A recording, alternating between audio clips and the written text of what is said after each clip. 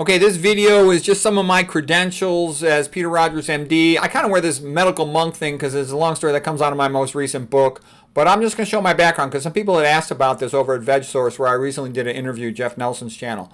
Okay, and just going back in time, this is all I had available. I realize this is not the most perfect set of things, but here I was in 8th grade. I had been disqualified from the regular state tournament on a technicality that I had been on 2 teams just because one was closer to my house.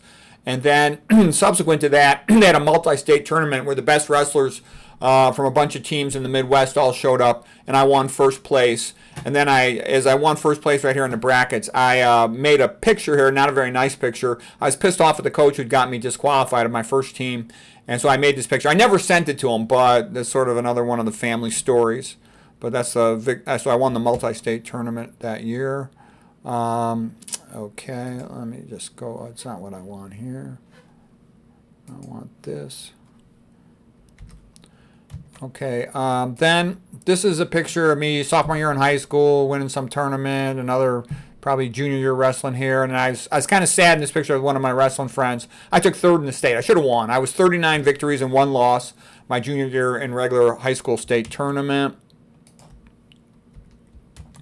I still got recruited by Stanford. I was injured my senior year. I couldn't compete in the state tournament, so that was a big sadness for me. It caused a big fight between my dad and me. I wanted to drop out of school, come back the next year and win state. I would have won state easily, and my father wouldn't let me. At that time, I would obey whatever my father said. Later on, I would not, but at that time, I would. So I still got his full scholarship over to Stanford, and here I am. Well, it wasn't a full scholarship at first. It became a full scholarship. It started out being a 1/3 scholarship, and here I am in my freshman dorm room. Very sad and lonely. I got a calendar on the wall, counting the days to go back home to see my girlfriend. So that's a lonely freshman guy. I didn't know a single person in California.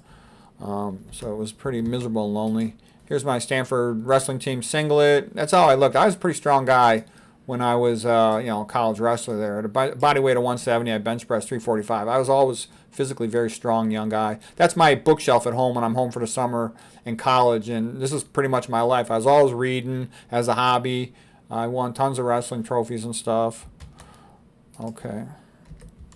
Here I am with my coach, Mark Schultz. He's the world and Olympic champion.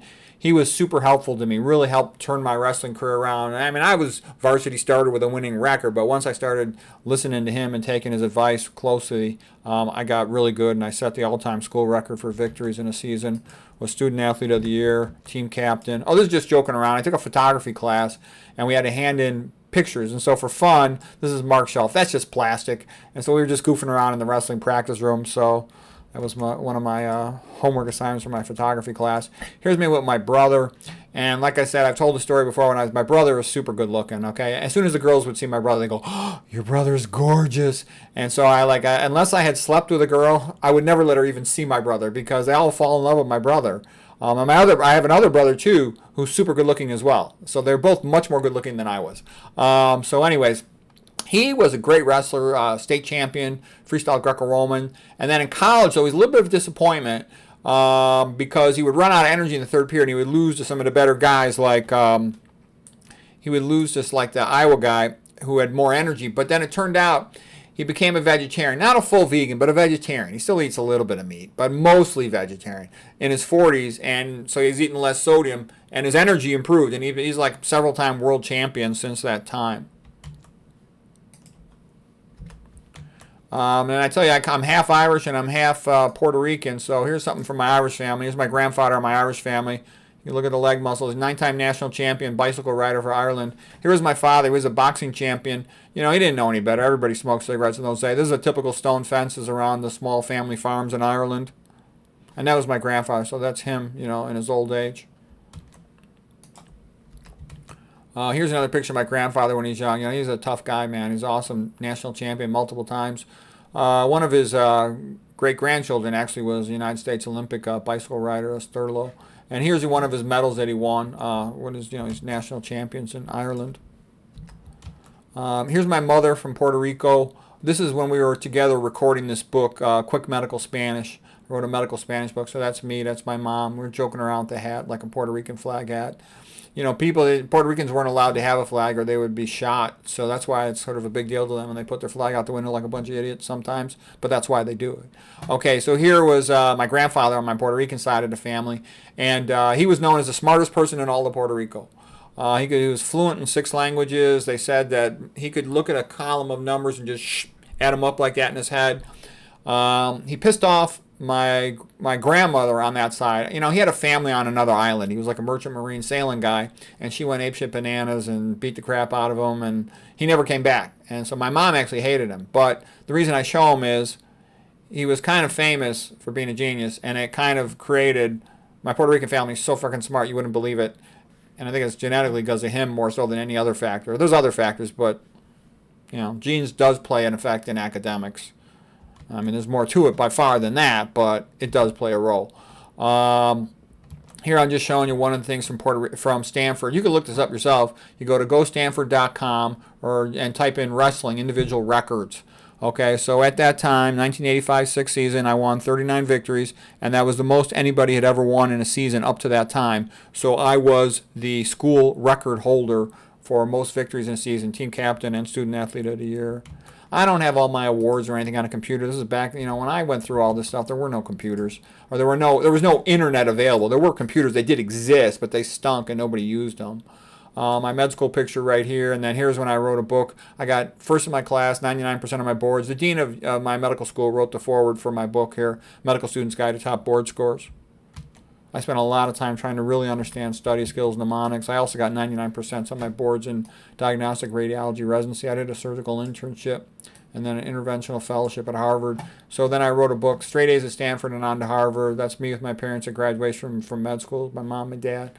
And then here's another later cover of a later edition of Straight A at Stanford and on to Harvard in my bathroom. And I called the bathroom the magic bathroom because I use it for study technique.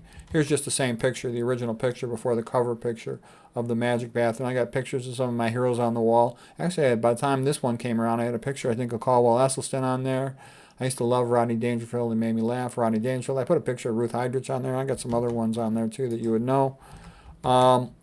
Here's a picture of me at a surgical course. It was in an animal lab, I'm not an animal rights guy. Don't get me wrong, I would never intentionally be cruel to an animal, but we did a lot of advanced medical procedures. So I did Harvard Imaging Guided Surgery Fellowship. I was a textbook author for Pocket Radiologists of Interventional Top 100 Procedures. This is the best publishing company in the whole world for diagnostic radiology and interventional radiology, Amorsis, which later became affiliated with Elsevier. The book did pretty well. It was translated into a Spanish edition here and into editions for several other languages as well. This guy's one of the most famous interventional radiologists in the world at that time, and he was teaching me. I was a young guy in those days. I had a lot more hair in those days.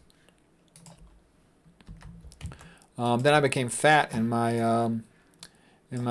early to mid 30s, and I couldn't lose the weight for a couple years, which was becoming quite embarrassing. I got fat when I was doing my second fellowship, and I was trying to combine 2 fellowships in one, doing a neuroradiology fellowship with an interventional radiology fellowship. And so I was working super long days, 5:30 to 6:30 at night. Had a baby at home with the wife, staying up late with the baby. So I wasn't sleeping much. I started drinking 7 cups of coffee a day, and I became fat. I got up to 220 pounds, pretty fat for me. I'm only 5'9".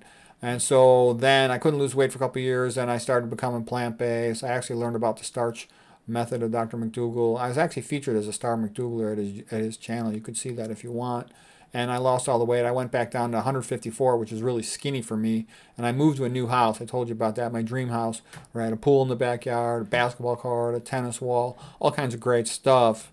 And that's a story for another day. But this is just a real quick to some of my obvious credentials so people can see it if they care. Anybody wants to question my credentials, believe me, there's a lot more than I put into this quick video. So this is just one of my pages on my YouTube author page. I've written tons of books. I enjoy writing books. I wish I had more time. I like a book because it has more lasting value. Internet video can be deleted. If I ever get bumped off this site, I'll just go to the other ones. I already have a little bit of the other ones, but I don't spend much time with them. That would be like BitChute or Rumble and LinkedIn and Facebook. I do almost nothing with that. Okay, so what else did I write and where's my thought process at? Is in my opinion, all the college professors for the most part they stink because they're a bunch of chicken shits, conformist, and they won't even say that there's a difference between a man and a woman. Okay, so when somebody's that crippled by, the modern speech rules, they suck. Okay, and they would always talk about a bunch of nonsense no one cares about. So and Goethe had said this, all professional experts are hindered by their inability to leave anything out, whereas I just go to the good stuff. So, in my opinion, this is the best book ever written on quotes. I've read like 50 quote books cover to cover. I started saving quotes ever since I was in my 20s. I've got like 4,000 pages of them. And then my friends teased me about my writing not being as good as they thought it should be. So I wrote a book on rhyme, rhetoric, and logic. I read everything you could read on writing, everything. I wanted to really understand it. And basically what you do is you just write like you're talking to a friend, and so you can just be yourself, and it's not rocket science. There's more to it than that, of course, but that's the gist of it. But the point I'm making is, the humanities, I was real interested in them, and I loved art. I was actually very sad that I didn't learn how to draw when I was young. I wasted so much time, like an idiot in the public schools. And I loved the art, and I spent a tremendous amount of time studying art. And I noticed that all the art books, for the most part, most of them are not that good because of the same reason. They always start out with a bunch of primitive stuff like fat female fertility goddesses made out of clay by some primitive illiterate. And then they'll show, a bunch of Byzantine stuff, and then they'll show a couple good pictures in the middle, and then they'll show a bunch of modern art crap and pretend it's real. So I just really quick showed a bunch of masterpieces. This is my most recent book, Best Christian Art. Okay, so I basically, call me arrogant. Obviously I'm biased, but I think I've written the best humanities books there you'll find. That's the best art book you're going to find. That's the best quote book you're going to find. That's the best how to write book you're going to find. Here's the best book on the brain ever written, how to prevent dementia. Okay. And I have the best theory in the world for prevention of dementia, neurovascular uncoupling. That, along with the Jack Delatorre theory, the vascular hypothesis of dementia, is great. And I also think that Tetsumori Yamashima, cathepsin calpain theory is also pretty good. I wrote the best book ever written about cancer, in my opinion. Now, obviously, there's different ways to look at that. Ruth Hydra's book is fantastic. She's got more first-person experience than me, so I think she's great. But mine has more detail for the person who wants it on the metabolic theory of cancer and a whole bunch of other pathophysiology of cancer and risk reduction methods for what this works. But Ruth's is great, and other people have done great stuff too. Fine, I'm biased, but I'm just letting you know.